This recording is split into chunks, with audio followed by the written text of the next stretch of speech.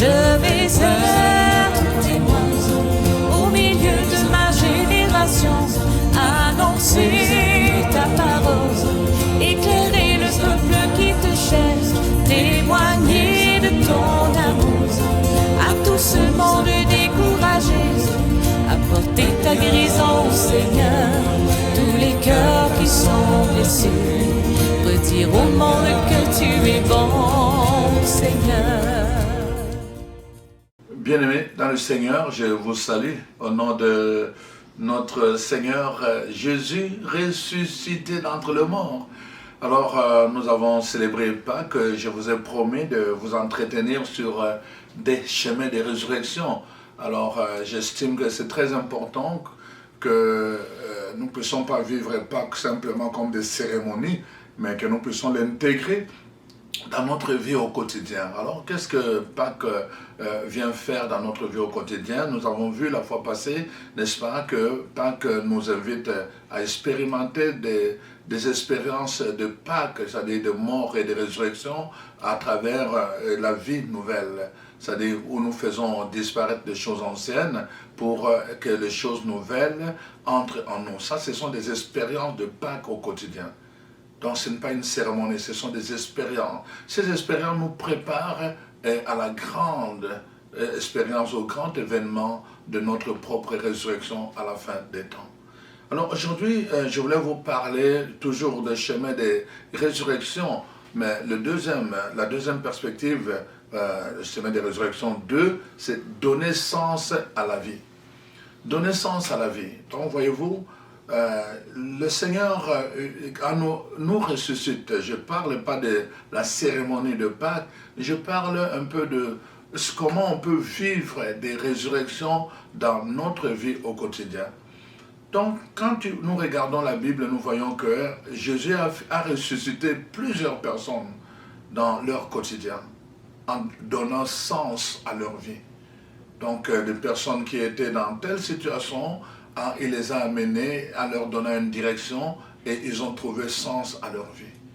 Alors donc, nous voyons par exemple, nous allons prendre le texte, et ici, donc le texte qu'on a lu le dimanche des Rameaux pour les catholiques, le texte, n'est-ce pas, de l'entrée triomphante de Jésus à Jérusalem. Alors, la parole de Dieu dit ceci, c'est le chapitre 19 de l'évangile de Luc. Alors, à partir du verset 28, nous lisons. Après avoir ainsi parlé, Jésus marcha devant la foule pour monter à Jérusalem. Et lorsqu'il approcha de Bethphagée et de Béthanie vers la montagne appelée montagne des Oliviers, Jésus envoya 2 de ses disciples en leur disant « Allez au village qui est en face. Quand vous y serez entrés, vous trouverez un anneau attaché sur lequel aucun homme, n'est-ce pas, ne s'est jamais assis. Détachez-le et amenez-le-moi. Si quelqu'un vous demande pourquoi le détachez-vous, vous lui répondrez, le Seigneur en a besoin. Alors, les apôtres, donc, qu'il avait envoyés à l'air, et trouvèrent les choses exactement comme Jésus leur avait dit.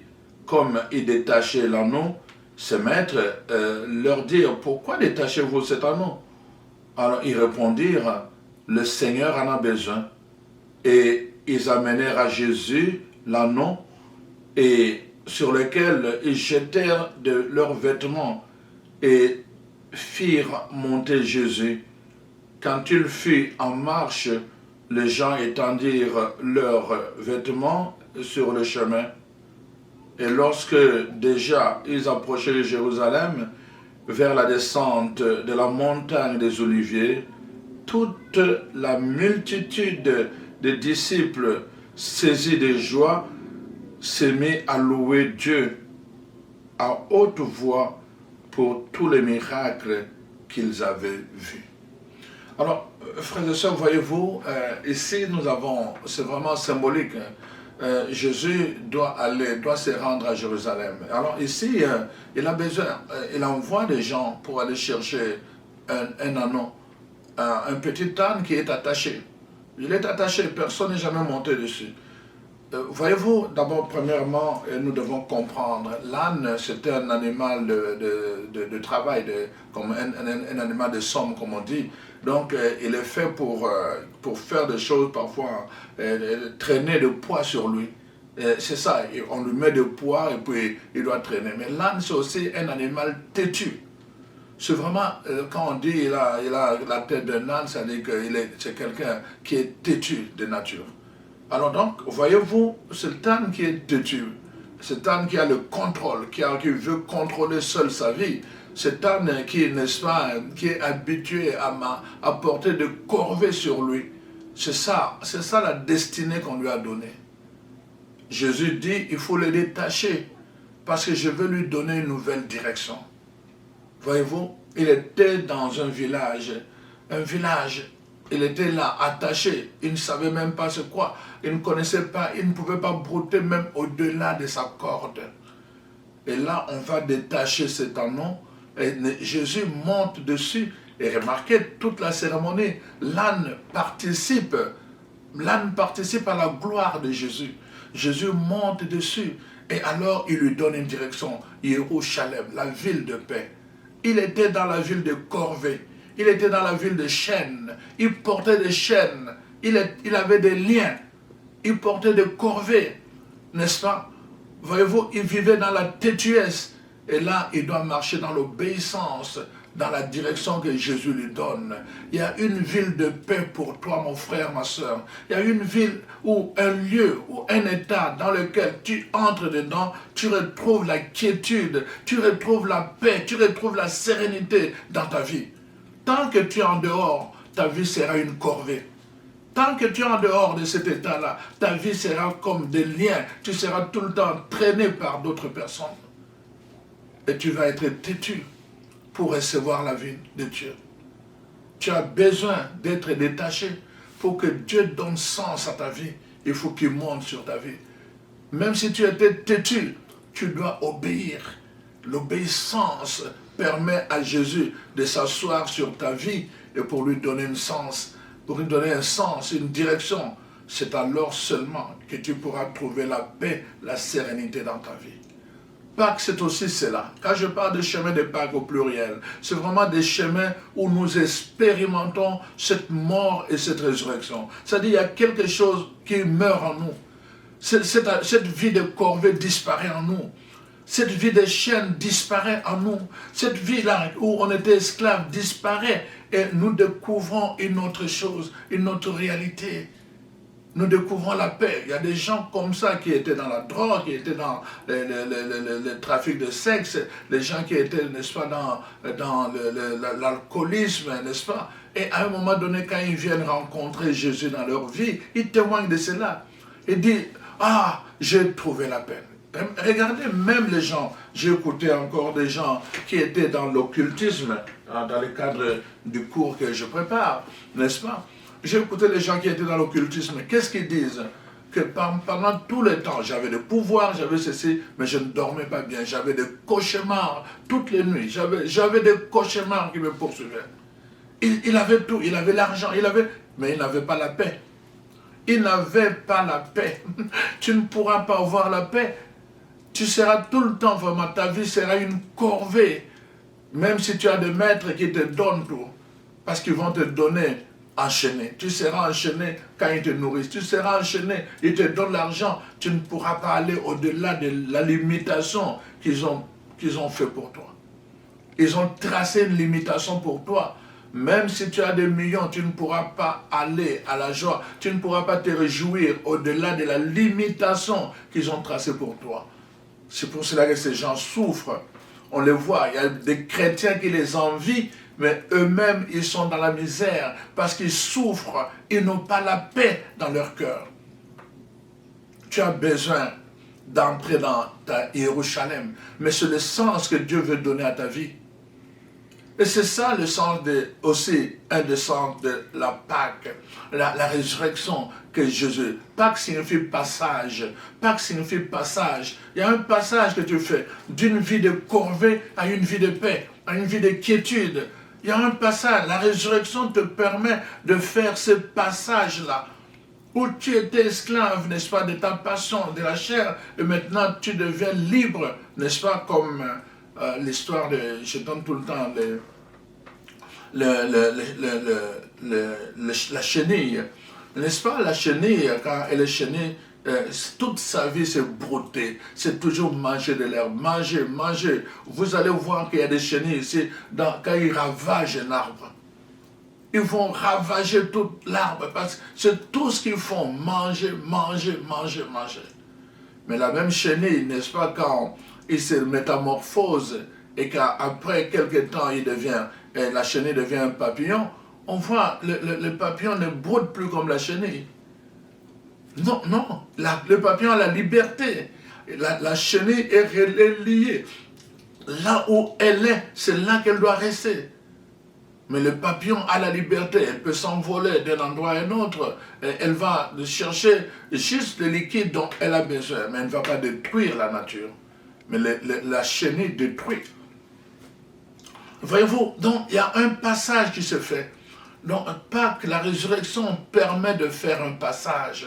Et c'est ça, je vais t'amener dans ce chemin-là, où tu as à faire des passages dans ta vie, où tu peux dire, voici, avant, j'étais comme ceci, esclave de ceci. Là, je vivais dans le cauchemar et tout, mais depuis que j'ai donné ma vie à Jésus, depuis que j'ai rencontré le ressuscité de Pâques, voici comment ma vie, comment je suis passé, le passage de à ceci.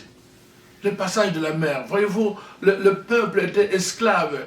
Il était esclave en Égypte, mais quand ils ont traversé la mer Rouge, n'est-ce pas, les Égyptiens voulaient le poursuivre pour le maintenir comme esclave. Le peuple de Dieu a traversé, le passage a été fait pour eux, mais pas pour les Égyptiens. Les Égyptiens, avec leurs chars, se sont noyés. Voyez-vous, chers frères et sœurs, toute la différence que ça fait quand nous parlons justement de Pâques comme une expérience. Ce n'est pas une cérémonie. La Bible dit, Christ est notre Pâques. Si Christ est notre Pâques, c'est-à-dire que nous devons le rencontrer pour faire le passage d'une catégorie de vie à une autre catégorie de vie, d'une manière de vivre à une autre manière de vivre. Si Christ est notre Pâques, c'est-à-dire qu'il est le passage obligé pour qu'il y ait de passage dans notre vie.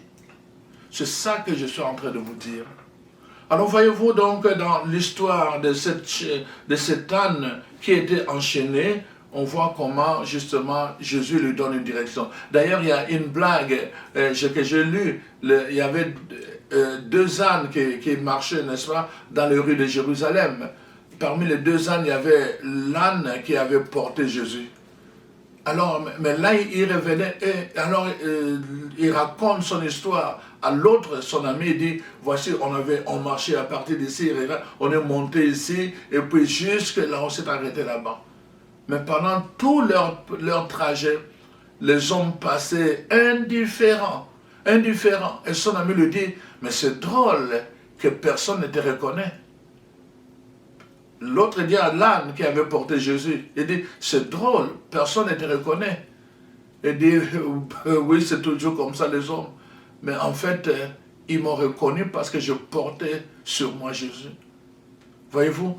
Donc, quand vous avez Jésus sur vous, vous allez être reconnu. Vous allez être reconnu dès que vous l'abandonnez. Si vous êtes sans Jésus, vous êtes nul. Vous devenez ignorant, vous devenez méconnu. C'est-à-dire vous devenez quelconque, un quelconque.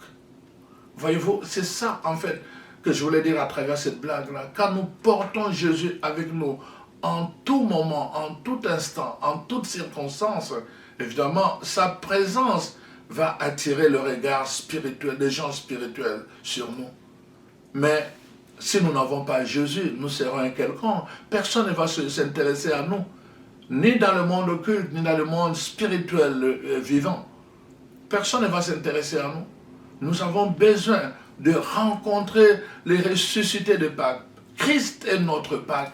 Si nous passons à côté de Christ, de la rencontre avec lui, toutes les cérémonies que nous faisons ne restent que des cérémonies mortes, c'est-à-dire incapables d'apporter la vie dans notre vie. Voilà, chers frères et sœurs, la clé de Pâques. rencontrer Christ, parce que c'est lui notre Pâques. Sans la rencontre avec les ressuscités de Pâques, alors c'est impossible pour nous de faire des passages à notre tour, de faire des Pâques à notre tour, de vivre des Pâques à notre tour, d'expérimenter des Pâques ou des résurrections à notre tour. C'est impossible. Nous devons faire cette rencontre. Voyez-vous, dans l'évangile de Luc, le chapitre 19, versets 1 à 8, il est question d'un homme qui s'appelle Zachée. Zachée, quand on regarde sa vie, il était un publicain. Alors déjà, de par son métier, il était un voleur, c'est-à-dire des gens, ils avaient une mauvaise réputation. Alors donc, mais là, il était en plus, il était un collaborateur, c'est-à-dire que les Romains avaient, étant une puissance, n'est-ce pas, Rome étant une puissance universelle, ils avaient dominé Jérusalem et ils avaient soumis les habitants de Jérusalem à la loi romaine. Alors, voyez-vous, maintenant, donc, ils avaient des collaborateurs. Il y avait des Juifs qui collaboraient avec, n'est-ce pas, des colons romains. Donc, on voit que Zachée était parmi ces gens-là. Il avait la mission d'aller collecter des impôts et de les apporter, n'est-ce pas, au gouverneur romain. Mais les gens qui collectaient les impôts, eux-mêmes volaient. C'est-à-dire, quand on demandait, par exemple, 50 $, et ils demandaient 60 $. Ils prenaient 10 $ pour eux et ils donnaient 50 $, n'est-ce pas, qui étaient demandés. Alors donc, c'était des voleurs. Voyez-vous, dans leur vie, c'était comme ça. Et alors, à cause de cela, ils n'avaient pas la paix. Ils n'avaient pas la paix, ils avaient peur des gens. Les gens, ils savaient que les gens les méprisaient, ils savaient que les gens les regardaient mal. Et c'est ça qui arrive d'ailleurs dans les témoignages des gens qui font l'occultisme, ils vont vous dire hein, qu'en général, on est coupé du monde, on n'a pas beaucoup de relations, on est coupé du monde. Et ça, c'est la première chose, il va vous couper de bonnes personnes. Il va vous couper des gens qui peuvent vous montrer la bonne direction. Il va vous couper de ces gens-là. Et Zachée était coupé du monde à cause justement de son métier, à cause, n'est-ce pas, de sa catégorie sociale. Alors, voyez-vous, mais il entendait parler de Jésus. Il a entendu parler de Jésus, comme toi tu entends parler de Jésus. Alors, il a entendu parler de Jésus. Je vous ai dit tout à l'heure que si vous avez entendu parler de Jésus la première fois selon la chair, maintenant vous ne devez plus entendre parler de lui de la même façon. Vous devez maintenant, n'est-ce pas, le regarder selon l'esprit, parce qu'il est ressuscité et Dieu l'a établi Seigneur et Christ. Alors, Zachée a entendu parler de Jésus aussi. Et puis finalement, ces jours-là, voyez-vous, il a eu le désir d'aller rencontrer Jésus, mais il ne savait pas comment le faire. Il voulait simplement voir Jésus, mais il ne savait pas comment le faire parce qu'il avait un handicap, sa taille. Alors, il a dit non, je vais précéder. Jésus passe par ici, je vais précéder, je vais aller monter sur un sycomore, sur un arbre qui va me permettre de bien le voir quand il passera. Voyez-vous, il a pris la décision et il est allé à la croisée des chemins. Tu dois croiser le chemin de Jésus. Tu dois croiser le chemin de Jésus.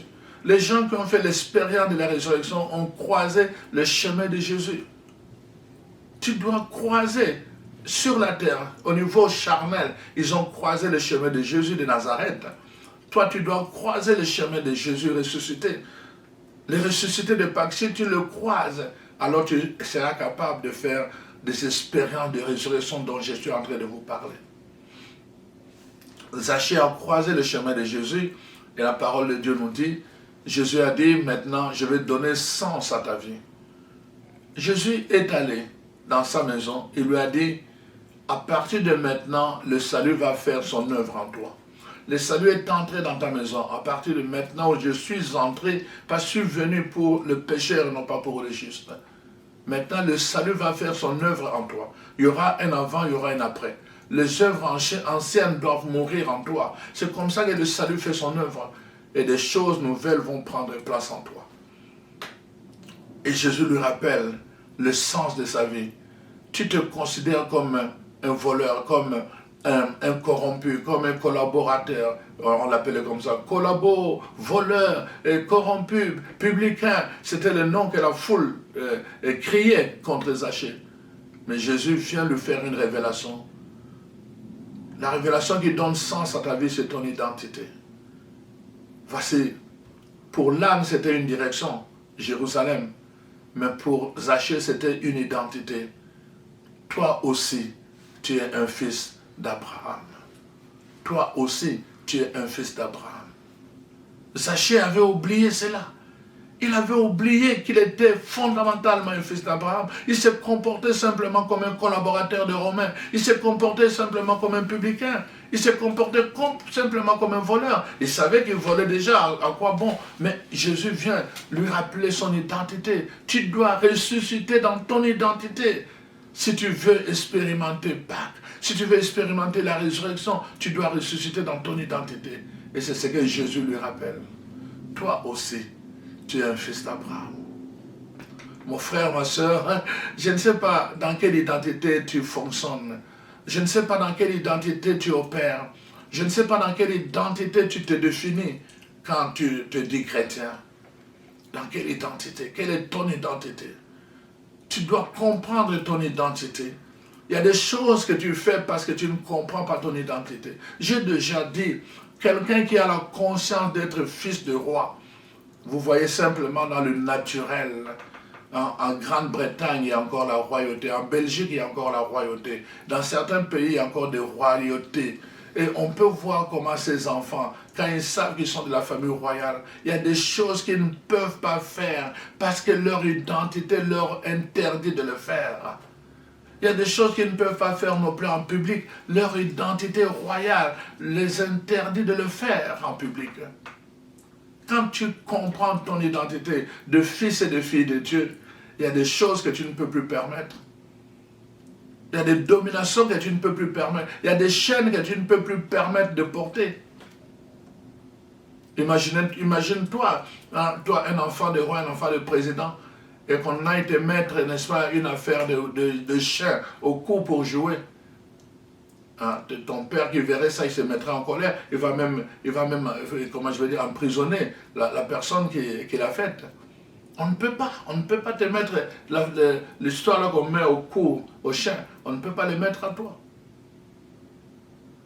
Parce que ça va être ridicule. Tu n'es pas digne de porter ça. Quand nous comprenons notre identité, et c'est ça que Jésus vient, alors nous ressuscitons. Nous faisons l'expérience de la résurrection. S'il s'agit d'un passage, pas que c'est un passage. Nous passons d'une façon de faire, nous passons de certaines attitudes à d'autres attitudes. Et nous expérimentons Pâques, des chemins de Pâques, donner sens à la vie. Nous donnons sens à notre vie à partir de la compréhension de notre identité. Et c'est ça que Jésus fait avec Zachée. Toi aussi, tu es un fils d'Abraham. Peut-être toi, mon frère, ma soeur, toi, tu l'avais oublié. La parole de Dieu dit ceci dans Galates 3, versets 26 à 29. Hein, ceux qui ont été baptisés en Jésus-Christ sont devenus fils de Dieu et donc fils d'Abraham et héritiers selon la promesse. Tu es un héritier du point de vue de Dieu. Tu es co-héritier avec Christ. Mais tu ne peux pas te comporter n'importe comment. Sinon, tu pourras avoir, n'est-ce pas, un héritage avec toi et vivre dans la misère. Tu vas vivre dans la misère physique, la misère spirituelle, alors que tu étais destiné à un héritage de millionnaire. Mais tu vas vivre comme un misérable, simplement à cause de ton ignorance, l'ignorance de ton identité. Et il y a des gens comme ça qui ont vécu misérables parce qu'ils ne savaient pas. Parce qu'ils ne savaient pas. Ils ne savaient pas qu'ils avaient tout ce qu'ils avaient. Donc, imaginez-vous que ta mère avait gardé tout le temps de l'argent dans une bouteille et tout. Pendant tout ce temps, tu l'ignorais et ta mère est décédée. Pendant tout le temps que tu ignorais, cet argent t'appartenait. Jusqu'au jour où tu vas découvrir cette bouteille. En Afrique, souvent, les parents gardaient de l'argent dans des boîtes comme ça. Les jours où tu découvres cet argent, tu te dis, waouh, tu commences à compter. Si c'est 500 000 ou bien 1 million, c'est ça qui te définit. Mais cet argent existait. Et cet argent était déjà là. Tu étais déjà millionnaire, même quand tu ne comprenais pas. Tu ne savais pas que l'argent était là. Mais tu ne peux jouir de tes millions simple à partir du moment où tu prends conscience ou tu prends connaissance de cet argent. C'est ça que je suis en train de te dire.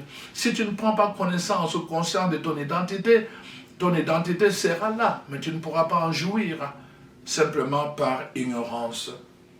Nous voyons, n'est-ce pas, comment Jésus ressuscite le récit de l'enfant prodigue dans Luc 15, versets 1 à 35, est vraiment très très explicite une autre résurrection. Et cet enfant demande son héritage.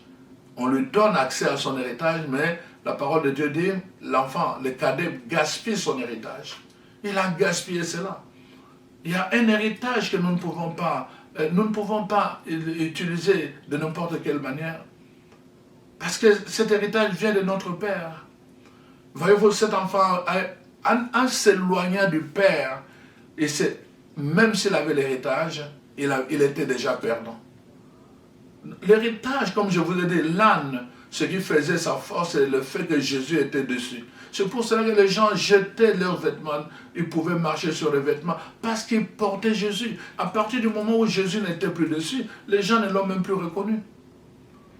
Ton héritage ne peut être utile que si tu restes en relation avec celui qui était là donné, avec ton père. L'enfant s'est séparé de son père, même s'il avait l'héritage, il s'est dirigé vers la mort et il a perdu son héritage. Tu dois rester. Alors, la parole de Dieu nous dit, à partir de ce moment-là, il a commencé à souffrir. Il est parti avec l'héritage, il a souffert. Il est parti libre, mais il s'est retrouvé esclave là-bas. Il s'est retrouvé là à nourrir le cochon. Il est parti habillé, il s'est retrouvé nu. Il est parti rempli, avec un ventre rempli. Il s'est retrouvé là affamé. Quand on s'éloigne de la source de notre héritage, même quand on a cet héritage, ça ne durera pas. On va vivre la contradiction de ce qu'on avait au départ. Il y a des choses qui t'arrivent dans ta vie simplement parce que tu es éloigné de la source, mon frère, ma soeur. Tu ne peux pas, tu dois expérimenter Pâques. C'est-à-dire tu dois faire le passage, un nouveau passage, le passage de la mort à la vie. Tu es passé de la vie à la mort. Tu es passé de la vie à la mort. Les gens pensent que tu es vivant alors que tu es mort. Maintenant, tu dois faire le passage contraire, de la mort à la vie. Il faut revenir à la vie. Et c'est la décision que l'enfant prodigue a faite. Il a pris cette décision-là. Il a pris la décision de revenir. En revenant vers la source, il revenait vers la vie. Et il faisait l'expérience de la résurrection. Voyez-vous, chers frères et sœurs. Alors, l'histoire de cet enfant nous rappelle cela. Il décida, il dit, je vais retourner vers mon père. Et il est revenu vers son père. Regardez, qu'est-ce que la source dit? Abba signifie source, papa. Abba, ça signifie père, mais ça signifie aussi source. Qu'est-ce que la source dit? Elle dit, oh, cet enfant était comme mort. Il est allé à la mort, il était parti vivant, il est allé à la mort. Maintenant, il est revenu. Il était comme mort, il est revenu à la vie. Voyez-vous la résurrection? Il était mort, il est revenu à la vie. Jésus était mort, il est ressuscité à la vie. C'est la résurrection, une expérience de résurrection que chacun de nous peut faire au quotidien. Chaque fois que nous avons péché, nous nous sommes éloignés de Dieu.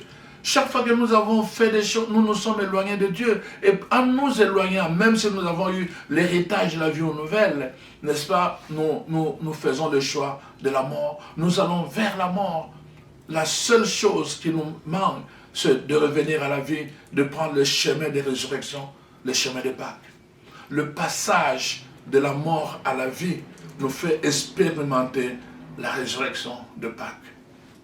Voyez-vous, des chemins de résurrection. La résurrection, c'est ça que nous devons apprendre à expérimenter maintenant, avant d'expérimenter la grande résurrection à la fin des temps. Quand nous apprenons, chaque fois que nous nous sommes éloignés de la source, nous réalisons que nous sommes comme morts. Donc, nous devons revenir. Pour revenir à la vie, pour ressusciter, nous devons revenir à la source. Nous devons revenir à la source. Mon frère, ma soeur, n'aie pas honte de confesser. N'aie pas honte de confesser à Dieu tes péchés. Reviens à la source. Fais comme cet enfant en disant, Père, j'ai péché contre le ciel et contre toi. Je ne mérite plus. Je reviens à la source. Je reviens vers toi. Et c'est le sens même de la prière que nous faisons, qu'on appelle la prière du salut. Que chacun de nous nous invite à faire. Seigneur Jésus, je reconnais que tu es le Fils de Dieu vivant. Tu as donné ta vie sur la croix pour moi, pour mes péchés. Aujourd'hui, je me répands de mes péchés. Et je te reçois dans ma vie comme Seigneur et Sauveur. Et je te remercie de la vie nouvelle que tu me donnes. Juste une prière comme ça, où tu prends conscience que tu étais éloigné, que le péché t'avait éloigné de la source, et que tu reviens par le chemin qui est Jésus-Christ. Le chemin, je vous ai dit, la résurrection n'est possible que par la rencontre de Jésus-Christ. Or, le chemin, Jésus a dit, je suis le chemin, la vérité et la vie. En d'autres termes, je suis le vrai chemin qui conduit à la vie. Donc, nous revenons par la confession au nom de Jésus, nous revenons à la vie. Nous nous rapprochons de la source et nous redevenons de nouveau vivants. Nous faisons l'expérience de la résurrection. Donc, voyez-vous, vraiment, aujourd'hui, je termine en disant, Jésus se tient à la porte comme il s'est tenu à la porte de la tombe de Lazare. Il se tient à la porte pour te ressusciter. Il se tient à ta porte pour te ressusciter. Il suffit d'enlever la pierre. Il suffit d'enlever la pierre. Sa parole a le pouvoir de venir jusqu'à toi, jusque dans ton cœur, jusque dans les profondeurs, pour t'apporter la vie nouvelle et te ramener du royaume des morts jusqu'au royaume de la vie. Je te souhaite vraiment cette grâce d'entendre cette voix devant ta tombe, à la porte de ta maison, cette voix qui frappe, qui appelle, ouvre-moi. Jean, ouvre-moi. Pierre, c'est moi Jésus, ouvre-moi. André, c'est moi. Marie, c'est moi. Pierrette, c'est moi, n'est-ce pas? Alors, voyez-vous, donc cette voix qui t'invite, toi, n'est-ce pas? Donc, à dire, ouvre la porte parce que je veux entrer et je veux faire des choses nouvelles. Si quelqu'un m'ouvre, j'entrerai et je ferai des choses nouvelles. C'est-à-dire, je lui permettrai de vivre la résurrection, de vivre Pâques, de faire un passage. Si quelqu'un m'ouvre, Jésus se tient à ta porte. De la même façon qu'il a ressuscité Lazare, c'est-à-dire en le faisant passer du royaume de ténèbres, là où il était enfermé dans les caveaux de mort, dans le royaume de vivants. De la même façon, Dieu se tient devant la porte de ta vie, devant la porte de ton couple, de ta maison. Dieu se tient là et il frappe et il te demande, ouvre-moi. Si tu ouvres, il fera la même chose, le même miracle. Il va te faire passer de ténèbres à la lumière.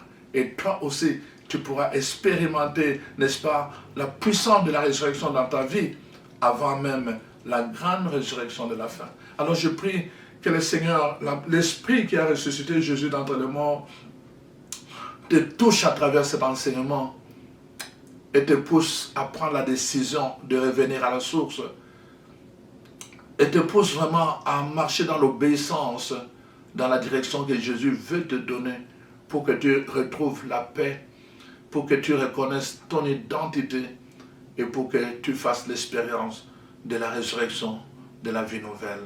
Au nom de Jésus, de ressusciter.